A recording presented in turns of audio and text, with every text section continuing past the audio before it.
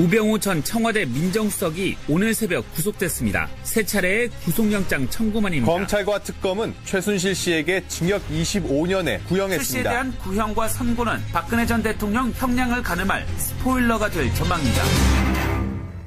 예, 최순실 씨 검찰이 징역 25년 중형을 구형했습니다. 함께 기소된 안종범 전 수석은 징역 6년 구형됐고요. 그런가 하면 전해드린 대로 오늘 새벽에 우병우 전 청와대 민정수석 세 번째 영장 청구 끝에 결국 구속이 됐습니다. 사실은 이제 국정농단의 마지막 퍼즐이라고 했죠. 우 전 수석까지 구속이 되면서 검찰의 적폐청산 수사 다시 동력을 얻을 수 있을 거다. 이런 얘기 나오는데요. 이분을 만나보죠. 노회찬 정의당 원내대표 연결이 되어 있습니다. 노회찬 원내대표님 안녕하세요. 네, 안녕하십니까. 일단은 오늘 새벽 얘기부터 좀 해보겠습니다. 네. 우병우 전 수석. 세 번 만에 법정 구속. 사실은 이번에도 기각될 가능성이 있다. 요사이 법원의 기류를 보면 좀 그렇다라는 전문가들 예상이 나왔거든요. 네네. 예, 노 의원께서는 어떻게 예상하셨었어요? 네, 저도 사실 속단하기는 어려웠지만은 앞서 두 번의 이 구속영장 청구가 다 기각되었기 때문에 이번에도 이제 법꾸라지 또 빠져나가지 않을까 하는 우려가 컸습니다만은 확실히 이번에 그 구속 사유로 이렇게 기재된 죄목들이 앞서 두 번보다는 좀 죄질이 무거웠기 때문에 그 점이 많이 감안된 것 같습니다. 그렇죠. 권순호 판사 구속영장을 발부했는데 혐의 사실이 소명이 됐고 특별감찰관 사찰 관련 혐의에 대해 증거인멸의 염려도 있다. 이게 이유다. 두 번째 때도 권순호 판사였어요. 그때는 뭐라고 했냐면 혐의 내용이 범죄 성립을 다툴 여지가 남아있다. 증거인멸과 도망의 염려도 충분히 소명되지 않았다. 이래서 기각을 하지 않았습니까? 그때는 안 되고 지금은 되는 뭐 이유랄까요? 예. 사실 그때는 이제 그 우병우 수석이 있었던 민정수석실에서의 어떤 불법 사찰 이 주된 이제 혐의로 이렇게 되어 있었는데요. 그 부분과 관련해가지고 이번에는 그와 달리 그 특별감찰관이 우병우 수석을 감찰하고 있는 상황에서 그건 이제 법에 의한 정당한 이제 공무 집행인데 그에 대해서 민정수석으로서의 권한을 이용해가지고 그걸 막으려고 했던 것이거든요. 그렇죠. 근데 특별 감찰을 하려고 했던 건 뭔가 하면 우병우 수석의 어떤 개인 비리와 관련된 부분들이 많았어요. 그래서 그 부분을 막으려니까 사적 이익을 추구하기 위해서 자신이 가진 권력을 동원해가지고 불법 행위를 저지른 것이기 때문에 업무상 이루어지는 여러 가지 불법적인 행위와 또 다르게 무겁게 봤던 거죠. 이번엔 어쩔 수 없었다. 이번에는 빠져나가게 해주려고 해도 할 수 없을 정도로 무거운 죄질이 훨씬 무거웠다고 봅니다. 훨씬 무겁고. 수사도 그 사이에 뭐랄까 증거가 더 쌓여서 좀 단단하게 됐다라고 봐야 되는 거죠? 네, 그 두 번의 어떤 그 일종의 실패 경험. 또 이번에 상당히 작용을 하지 않았나. 그 검찰이 준비를 많이 했다 이렇게 또 보여집니다. 그렇죠. 하지만 이젠 구속 정도 된 겁니다. 이게 뭐 판결이 나온 건 아닙니다. 마지막 퍼즐 제대로 맞추려면 관건은 뭐라고 보세요?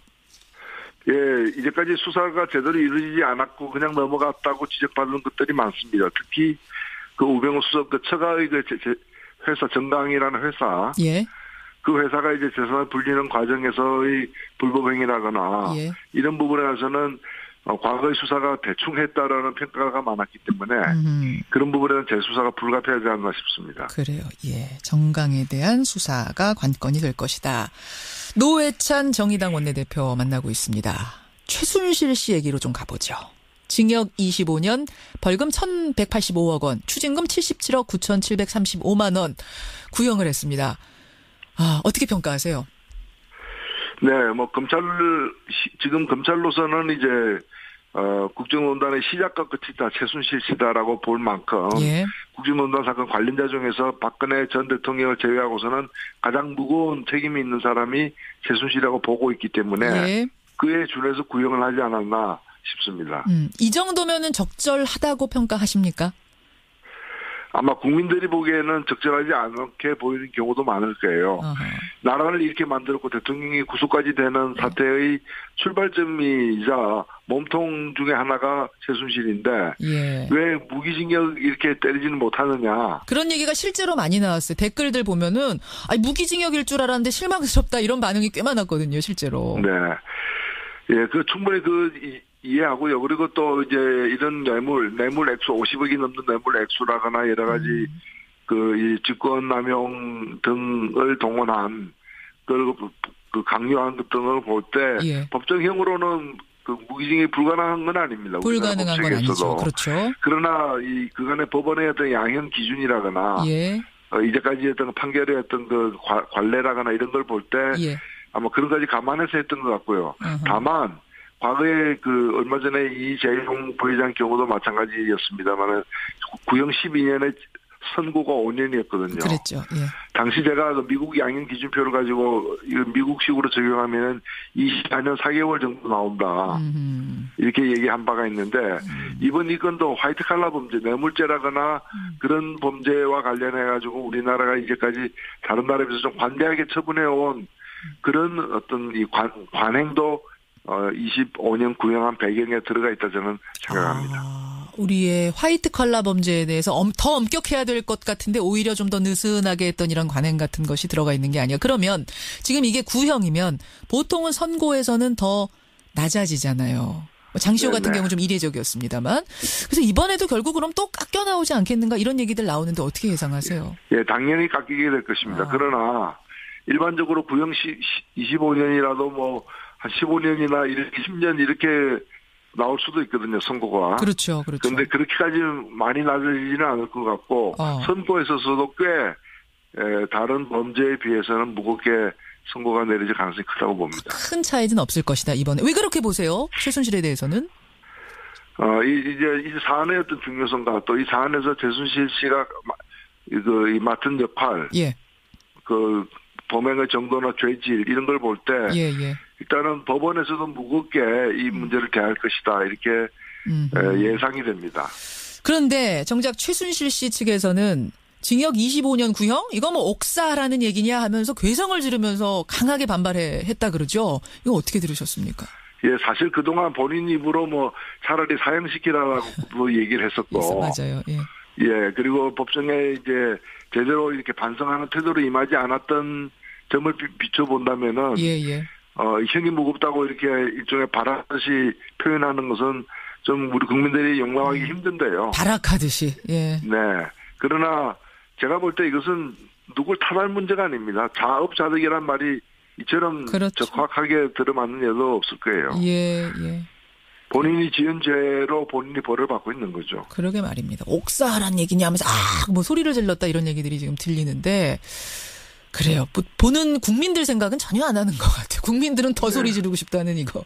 그렇습니다. 벌금과 추징금에 대해서도 뭐라고 얘기를 했냐면 사회주의 국가의 재산 몰수하는 것보다 더한 일이 벌어졌다. 나는 개인 이득을 취한 일이 없다. 이렇게 최후 진술을 했답니다. 사회주의 국가에서는 사형당했을 거예요. 예. 재산 몰수 정도가 아니고 예. 북한이었으면. 예, 그리고 그 정도 이 벌금형과 그다음에 거의 병과해 가지고 이제 77억 원은 직접 불법적으로 수수한 현금이기 때문에 예. 바로 그대로 추징을 하는 거고 벌금형은 형벌의 한 가지죠. 그래서 이 정도의 그 벌금형은 그렇게 무거운 것도 아니다. 이제 뇌물 액수라거나 여러 가지 죄질 등을 볼 때. 그렇게 생각됩니다. 그러니까요. 정말 뭐 국민들 생각 전혀 안 하는 것 같아요. 이거는 사회주의 국가보다 더하다 이런 말을 어떻게 이 상황에서 할 수 있는지. 예. 자, 이 상황을 지금 누구보다도 관심 있게 지켜보고 있을 사람 박근혜 전 대통령. 사실 박근혜 전 대통령은 지금 일종의 필리버스터 전법을 쓰고 있습니다. 그래서 계속해서 재판이 늘어지고 있는 상황인데 어떻게 바라볼까요? 저는 이미 박근혜 전 대통령이 이런 걸 예견하고 있지 않았나 이렇게 보여집니다. 왜 그렇게 이미 그 재판받는 과정과 여러 가지를 상황을 종합해 볼 때 또 미리 이제 재판이 이제 진행이 되었던 공범들의 구형이라거나 여러 가지 또 일부 선고량 이런 것까지 지켜볼 때 도저히 이제 이 사법 심판에서 뭐 가볍게 풀려나거나 저는 관대하게 처분받을 가능성이 거의 없다는 걸 알고서 알죠. 재판 자체를 거부하고 인정하지 않는 태도를 이미 결단을 했기 때문에 했기 때문에 막상 또 이게 현실화되기 때문에 다소 충격은 있겠지만은 박 전 대통령으로서는 예견된 예상한 상황일 것이다 이렇게 보여집니다. 예상한 상황. 아마 담담히 25년형 받아들였을 것이다. 그럴 줄 알았다라고 하면서 아마 받아들였을 것이다. 반응을 그렇게 예상하세요. 1월 26일에 최순실 씨 1심 선고가 내려집니다. 이제 확정이 됐습니다. 이날 박근혜 전 대통령도 같이 나올 수 있다 뭐 이런 얘기가 들리더라고요. 혹시 들으셨습니까? 정보? 거부하겠죠. 아마도. 구인 자체를 거부하겠죠. 법정에 나오는 것 맞습니까? 아니 1월 26일에 이제 최순실 씨 1심 선고가 내려질 때 박근혜 네네. 전 대통령에 대해서도 같이 이루어질 수 있다 뭐 이런 얘기가 들리더라고요.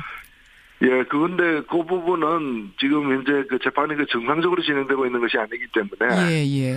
재판부가 어떻게 판단하는가에 따라서 달라질 것 같아요. 그 부분은 어떤 정보를 얻으신 건 없군요. 알겠습니다. 네. 여기까지 오늘 말씀을 듣도록 하고 오늘 권영철의 와이뉴스에서는요. 장시호 씨 얘기가 준비가 되어 있습니다. 장시호 씨 특검의 복덩이다. 뭐 특검의 특급 도움이다. 이런 얘기들이 나오는데 과연 정말 그럴까? 오늘 이 주제로 권영철 선임 기자가 준비를 했거든요. 노회찬 원내대표도 함께 들어주십시오. 네, 그렇게 하겠습니다. 예, 오늘 고맙습니다. 네, 감사합니다. 정의당 노회찬 원내대표였습니다.